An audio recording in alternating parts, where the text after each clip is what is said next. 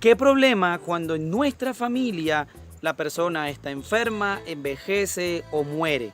Porque poco o mucho los familiares se matan literalmente por la herencia, y todos y yo conocemos historia, como si lo más importante fuera lo físico.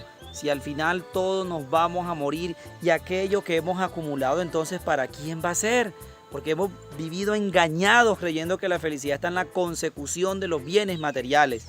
Pues bien, hoy la iglesia celebra Pentecostés, que es la venida del Espíritu Santo sobre los apóstoles. Hace 8 días celebrábamos la ascensión. Jesús se fue, pero no nos ha dejado solos. Nos ha dejado en herencia el Espíritu Santo, y con él la iglesia, esa que tiene más de 21 siglos de historia y 2000 años, pero que muchas veces nosotros rechazamos, que nosotros muchas veces cuestionamos, considerando que quienes la administran son lo peor que puede existir, pero olvidándonos del mandato del Señor y lo más importante, que es su palabra. Pero bueno, muchos elementos. El gran desconocido, teológicamente hablando, la tercera persona de la Santísima Trinidad. Ese mismo que la Sagrada Escritura nos va a decir: el Espíritu al principio se cernía sobre las aguas, en el libro del Génesis. Ese mismo que acompañaba y habló por boca de los profetas. Ese mismo que interviene en la anunciación para la encarnación del Hijo de Dios, en la Virgen María, Jesús.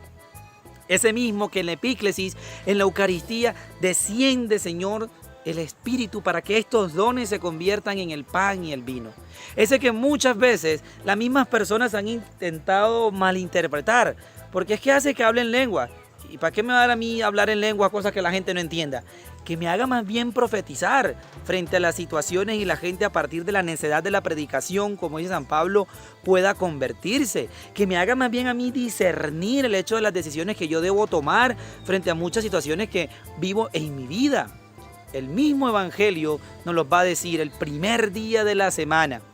¿Cuán importante es este?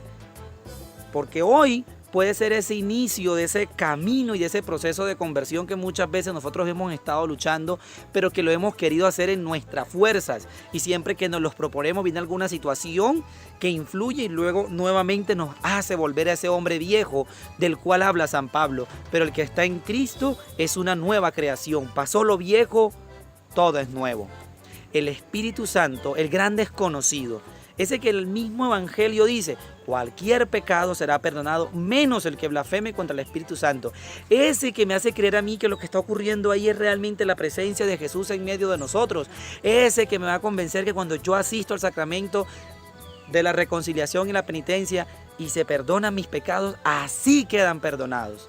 Pero yo primero debo sentirme amado, y también yo debo amar, para que entonces pueda también amar y perdonar. ¿Cómo comienza el Evangelio? Nos va a decir que estaban encerrados por miedo a los judíos. Todos y yo también estamos, al igual que los apóstoles, encerrados en nuestro egoísmo, en nuestra prepotencia, en nuestra arrogancia, en nuestra petulancia, porque creemos que siempre tenemos la razón. ¿Y qué significa el egoísmo? Ego, yo. Ismo es la absolutización, es decir, la absolutización mía. Primero yo, segundo yo, tercero yo, y después de mí nadie más. Si yo estoy bien, los demás, a mí no me importa. Entonces estamos encerrados ante la necesidad del otro que quisiera ser escuchado. Estamos encerrados frente a aquellas situaciones con nuestra familia que lo que nos hace es dividirnos y alejarnos, y creemos que siempre tenemos la razón. Pero bueno, la paz esté con ustedes, reciban el Espíritu Santo, pero nosotros recibimos los regalos de buena gana, alegres, nos gustan, damos las gracias. Entonces, ¿cómo no aprovechar este derroche de amor que el Señor ha tenido con nosotros? Y aunque en nuestra humanidad muchas veces sea mucho más fácil el hecho de vivir el egoísmo, podamos salir de él. Y frente a eso nos ha dado 7 dones y 12 frutos. ¿Cuáles son los frutos? San Pablo nos los va a mencionar. El primero de ellos, el amor. Porque es que si amamos, todo va a ser diferente. Pero cuando amemos no esperamos que la gente nos aplaude y nos dé una palmadita en la mano. Al contrario, con persecuciones. Porque el mundo no va a entender la forma en que nosotros vivimos, nos expresamos y manifestamos. ¿Cómo podemos tolerar la frustración? ¿Cómo podemos enfrentar el fracaso? No, el que la hace la paga, y a mí, ¿cierto?, nos salen esos sentimientos. Amemos. Pidámosles la paz, la amabilidad, el ser bondadosos, la alegría. Y los dones, sabiduría, conocer, pero no para vanagloriarme, sino como un don de Dios. Entendimiento, ya sé, entonces voy a entender esto. La ciencia, referente a los misterios divinos, que no son llamados así por lo enigmático, sino porque son incomprensibles ante nuestra razón humana. Incluso cuando lleguemos a nuestra muerte y nos encontremos frente a Él como el profeta Isaías, no hay necesidad de hacerle preguntas porque ya estamos ahí. La piedad, qué pereza rezar, ¿cierto? Pero dedicamos unos minutos cuando nos levantamos, cuando nos acostamos. El hecho del consejo, que no consiste en dar unos sermones y es que se va a condenar y es que... No, en saber escuchar y también saber orientar.